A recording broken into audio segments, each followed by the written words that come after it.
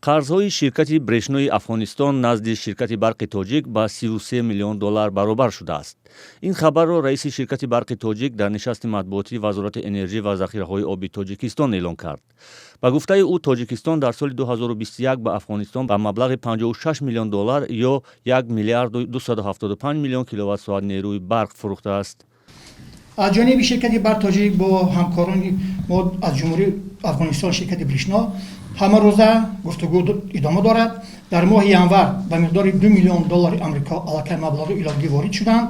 دیروز هنگام صحبت با نماینده مالی شرکت بریشنا پاسخ گرفتیم که در روزهای نزدیک با $2 میلیون آمریکا دیگر وارد می‌گردد و کاربری رفته ایستاده است که در روزهای نزدیک قرضداری با پورگی پرداخت کرده شود. бино ба иттилои барқи Тоҷик, бар асоси қарордоди иловагӣ соли 2022 ин ширкат ба Брешно дар фаслҳои гарм аз моҳи май то сентябр ҳар шабонарӯз то 400 мегаватт барқ хоҳад дод. Далер ҷумъа вазири энержӣ ва захираҳои об мегӯяд, интиқоли барқ ба Афғонистон хусусияти иҷтимоӣ дорад ва асосан дар фаслҳои серобӣ ба ин кишвар содир карда мешавад.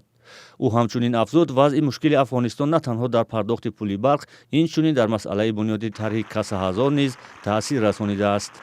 ما تو ماه اپریل در نظر داریم که قسمت ساختمان تاجیکستان ما به انجام رسانیم.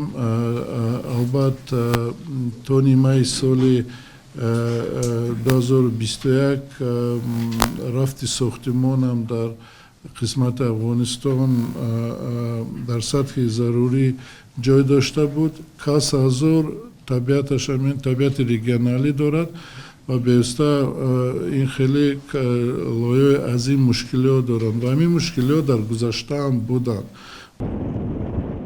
Тоҷикистон дар 11 моҳи имсол аз ҳисоби фурӯши барқ ба кишварҳои ҳамсоя $93.5 миллион фоида гирифтааст.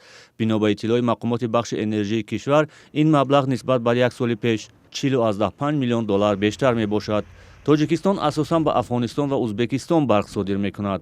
Дар Тоҷикистон аз моҳи октябр то декабр сокинони минтақаҳо бо маҳдудият нерӯи барқ мегиранд. Як танқиди ҳамешагӣ аз мақомот ин аст ки дар рӯзҳое ки мардум дар дохили кишвар камбуди барқ доранд, фурӯши барқ ба Афғонистону кишварҳои дигари ҳамсоя ҳамчунон идома дорад.